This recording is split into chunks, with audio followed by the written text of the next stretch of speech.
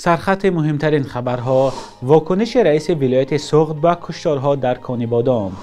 بالا رفتن نرخ بلیط مسکو دوشنبه مهاجران را نگران کرده است و لیمیت برق بر ولایت بدخشان هم سرایت کرد.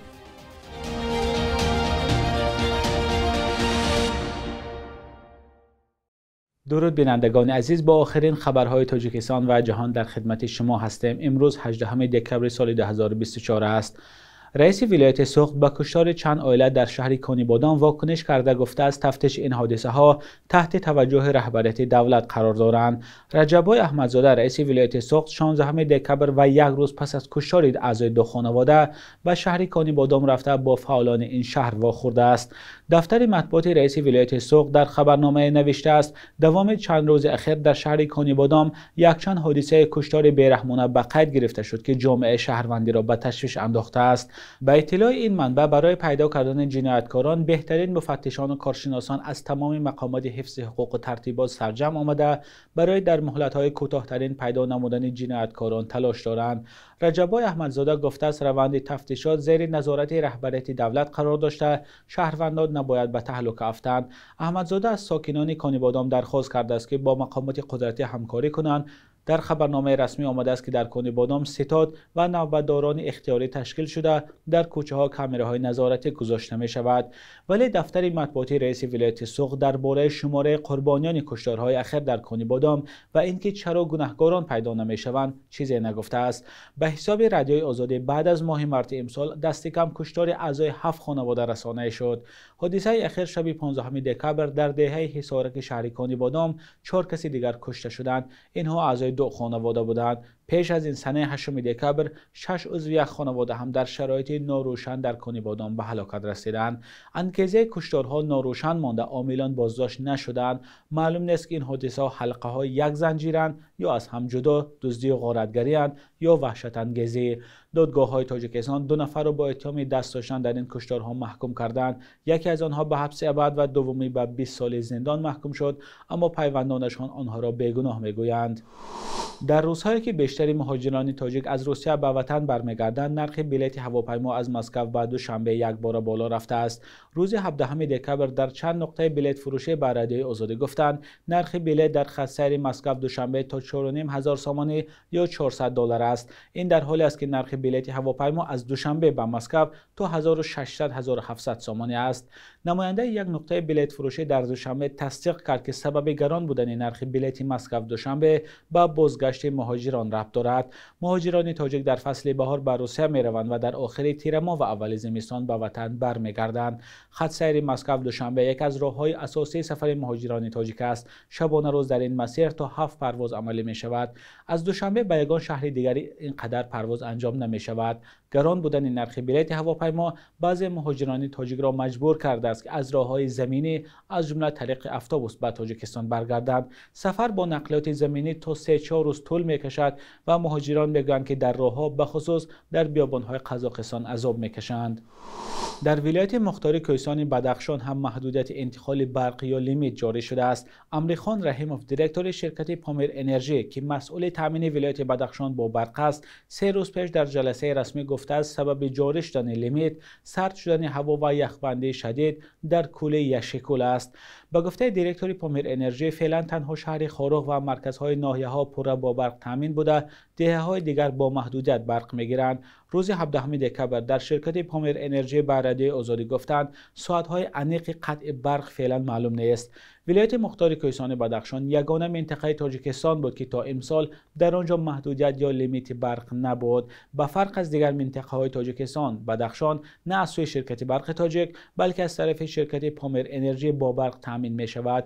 در دیگر منطقه‌های تاجیکستان ساکنان هنوز از ماه سپتامبر با محدودیت برق می‌گیرند. وزارت انرژتیک گفته است ساکنان دهه‌ها باید شبانه روز 10 ساعت برق گیرند، اما اهالی روستاها میگن حتی این رجع تعیین کرده مقامات هم رعایت نمی شود. بینندگان عزیز لطفاً در زیر برنامه نویسید که در جای زیست شما چند ساعت برق است. امروز 18 دکبر روز بین المللی مهاجران است. رادیوی آزادی در عرفه این روز از خانواده‌های برخی از مهاجران در کشور پرسید که پول فرستاده فرزندان مهاجرشان در زندگی آنها تا کجا مهم است. پاسخ ساکنان را همراه ببینیم. ممنونم ما یک جا زندگی پیش می‌بریم. من خودم زن خونشین هم که خدا که برای کارشناسی هم راستی هست که بمویم یک مثل زندگی پیش میبره. 8 سال پیش بود بهتر. من خودم 11 سال در راستی کار کردم. بزرگ صداودا کار میکردم. خیلی اومدم که بچه‌ام و فرزند و خانه‌دار کردم. دیگه نموندم کار کردم.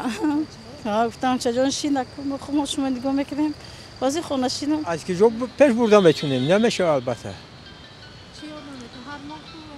خیلی پول میکنن نمیشه یه پول جوه. امکان است این اما خدمت 18 ساله میلیش نه امکان 100% دو برابر دستی را کار میکنن دایم ماه دایم روزه هست آدم میکردگی بتونه میکنن یک اکبر بسیار جاری به سعودی و ایروی در وقتش مکتب نخوندن مقصد ندارن اون سفر بیزنس اون چی ندارن فقط چی میدونن همیشه که مکتب تمام کنن روسیه میرن با همه روسیه میشن مکتب تمام کنن روسیه میرن یا بالا میکنن بعد میرن روسی رو نمیدونن سواد ندارن عذاب میکشن خیلی فکر من که شگرانه تاجیکستان ما که همه چیز ما رسونده تونستیم پیشتر خیلی وضعی بود زندگی کمتر حاضر شکر خدا همه چیز هست رسونده میتونیم خیلی کمبودی میشه در زندگی همه وقت کمبودیش هست شیدنش ممکن.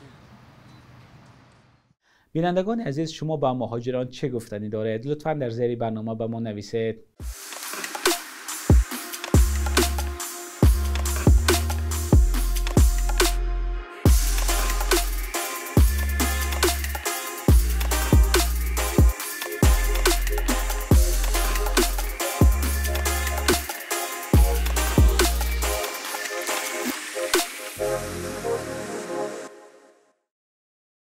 'دپارتمنت دولتی یا وزارت کارهای خارجه آمریکا به 10 سال زندان محکوم شدن رضا ولیزاده خبرنگار ایرانی آمریکایی را محکوم کرد. ولیزاده کارمند پیشین رادیوی فردا بخش ایرانی رادیوی آزادی بود. سخنگوی دپارتمنت دولتی ایالات متحده در صحبت با رادیوی فردا گفته است ما این حکم را قاطعانه محکوم میکنیم و خواستار رهایی فوری او و آزادی تمام زندانیان سیاسی در ایران هستیم.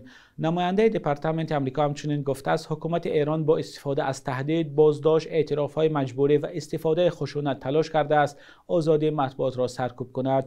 دادگاه انقلابی در تهران ماه دکبر رضا ولیزاده را با اتهام همکاری با حکومت آمریکا که جمهوری اسلامی دشمن می‌خواند گناهکار دانست. رضا ولیزاده پس از 10 سال کار در رادیوی فردا ماه نوامبر سال 2022 از این رسانه رفت. پس از مدت بود و باش در خارج به دیدار نزدیکانش به ایران برگشت و ماه اکتبر سال 2024 بازداشت شد. نزدیکانش گفتند رضا ولیزاده به یک دام امنیتی افتاد.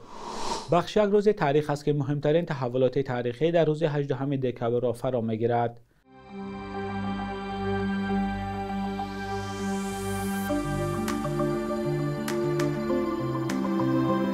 18 دکبر سال 1908 باباجان غفورов تاریخشناسی معروف و یکی از رهبران تاجیکستان شوروی تولد شده است.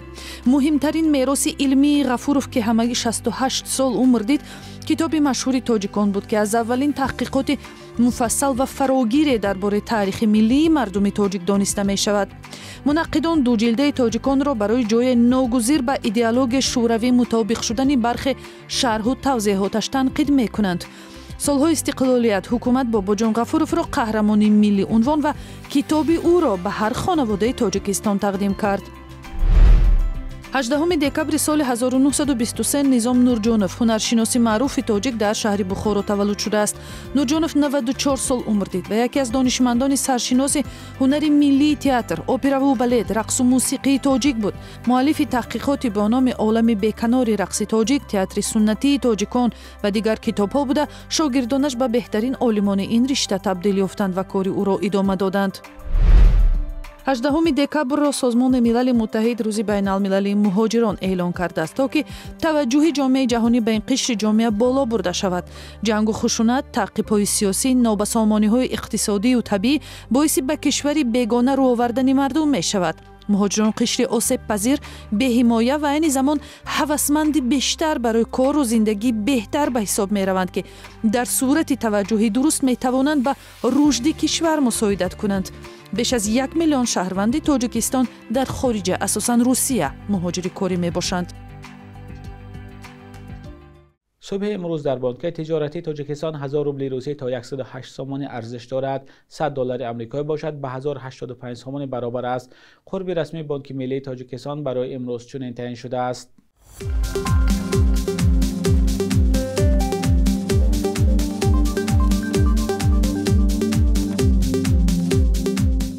بینندگان عزیز، این آخرین بخش در برنامه نوید بود. خبر و گزارش های از این بیشتر را در سامانه رادیوی آزادی با نشان azadi.org مطالعه کنید. فرستادن ویدیوهای جالب را هم فراموش نسازید. خدا نگهدارتان.